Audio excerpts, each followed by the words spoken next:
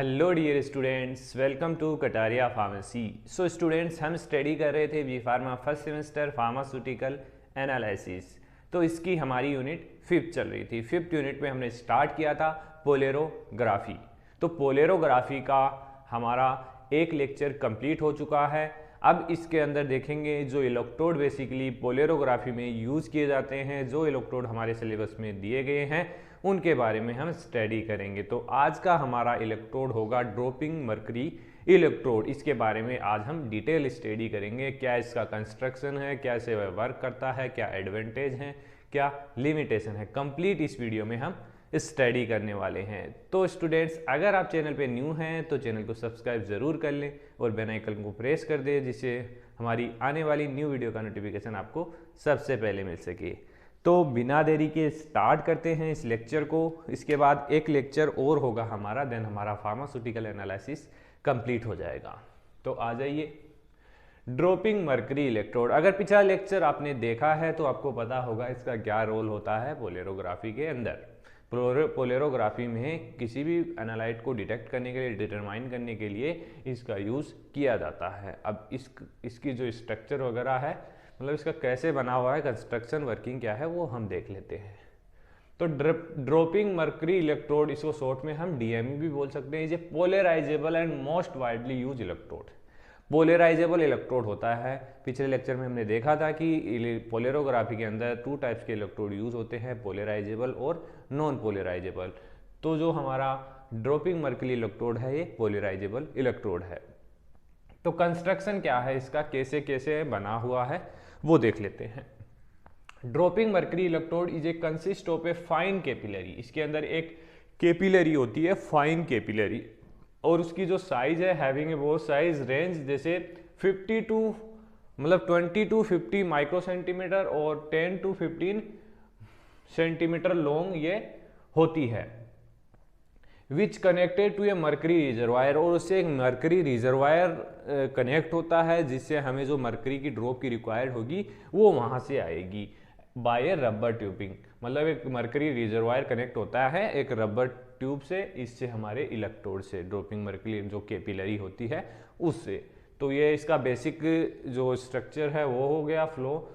The height of reservoir is adjust to set a drop. अब जो reservoir होता है मर्करी जिसमें कंटेंट होता है, उसकी हाइट किस पे मेंटेन करती है कि हमें कितने टाइम में कितनी ड्रॉप की रिक्वायरमेंट है मर्करी की।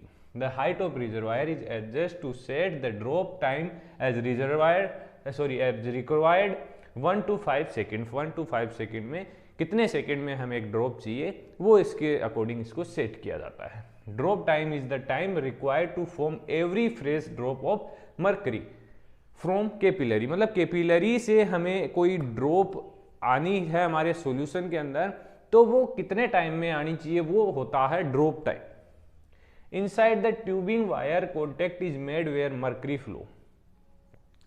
अब देख लेते हैं इसका वर्किंग क्या है, कैसे हमारा डीएमई वर्क करता है।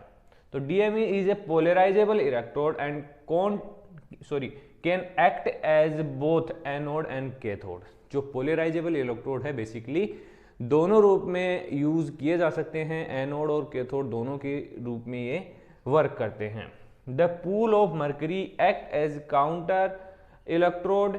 मतलब जो मर्करी का पूल है वो काउंटर इलेक्ट्रोड के रूप में काम करेगा, जो ड्रॉप आएगी उसकी। In some cases which is non polarizable in nature. जो ड्रॉप होगी, मतलब जो मर्करी काउंटर होगा, वो हमारा नॉन पोलराइजेबल होगा, इसीलिए इसको एनोड और कैथोड के रूप में हम दोनों के टाइप में यूज कर सकते हैं। To analyte the solution electrolyte like is added. मतलब कि जो जिस सॉल्यूशन को हमें एनालाइट करना है उसके अंदर हम ऐड करेंगे इलेक्ट्रोलाइट। केसीएल बेसिकली यूज करते हैं, इसके अलावा और भी हम यूज कर सकते हैं electrolytes. 50 to 100 time of the sample concentration.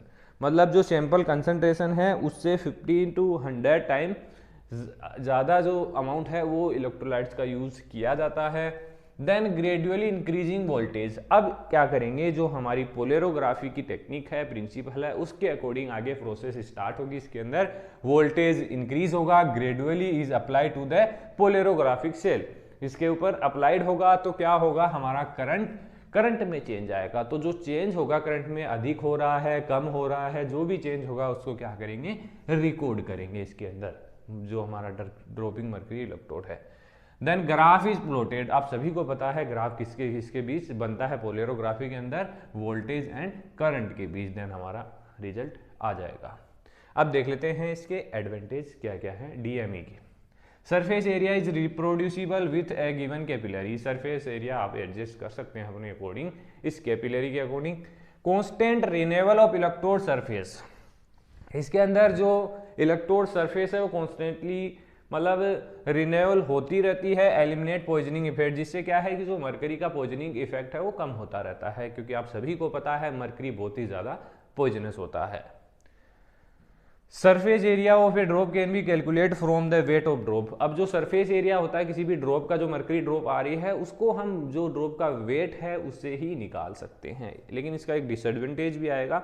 Limitation क्या है इसके, surface area of each drop of mercury is never constant, जो सरफेस एरिया सभी ड्रॉप का कांस्टेंट नहीं होगा, सेम नहीं होगा, डिफरेंट डिफरेंट सरफेस एरिया होगा सभी ड्रॉप्स का। Mercury is very poisonous, so carefully handling is required, इसको केयरफुली हैंडल करना होता है, बहुत ही पॉइजनस होता है। तो आई होप ये जो लेक्चर था आपको समझ में आया होगा, बहुत ही इंपॉर्टेंट लेक्चर है। अगर एक बार समझ में नहीं आया तो एक बार फिर से आपको देखना है इसको, तो क्योंकि यूनिट 5 के अंदर थोड़ा इंपॉर्टेंट टॉपिक लग रहा है मुझे, तो इसको मार्क कर लेना। मिलते हैं, एक टॉपिक और रह गया हमारा, उसको नेक्स्ट लेक्चर में हम स्टडी करेंगे। धन्यवाद।